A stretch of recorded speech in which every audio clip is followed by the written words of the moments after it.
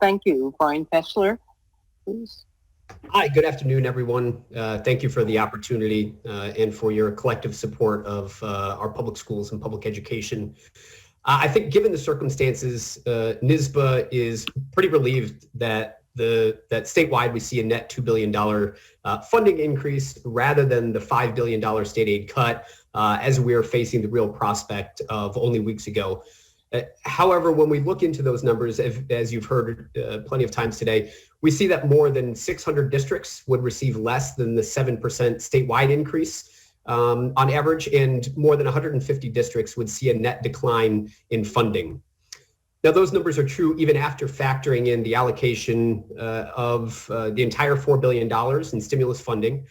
And with that, while we understand the current state budget challenge and strongly support a new stimulus package with funding for both the state and school districts, NYSBA does have serious concerns about the executive's over-reliance on federal funding to fill the state deficit through backfilling the new $1.35 billion cut to school aid and the decision to fold STAR property taxpayer funding into those school aid figures.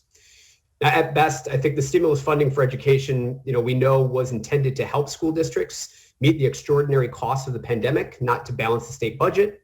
And at worst, the one-time application of the entirety of the nearly $4 billion creates really catastrophic challenges in 22, 23, and beyond, with a nearly $2 billion hole in state aid alone. NYSBA is strongly opposed to the consolidation and elimination of expense-based aids into this new services aid block grant.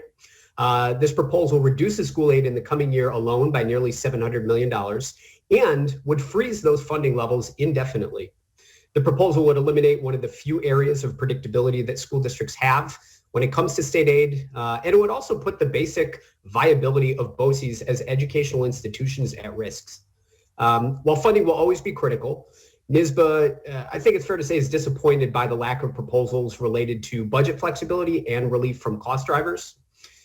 Given the volatility of state and federal funding right now, we think it's important to at least temporarily allow an increase to districts' fund balance limits to both protect districts and taxpayers from what would be massive funding cliffs in or after 21-22.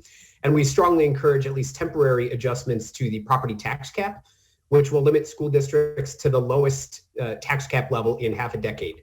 Lastly, we strongly oppose the elimination of the more than $300 million in approved school aid through the cancellation of the prior year AIDS claims list. And while we appreciate the executive's affirmation that school district transportation expenses related to delivery of student meals and instruction materials should be aided, the proposal leaves millions of dollars in standby costs from 1920 unaided. And the proposal should also cover the entirety of the pandemic, including costs incurred during the current school year. Thank you.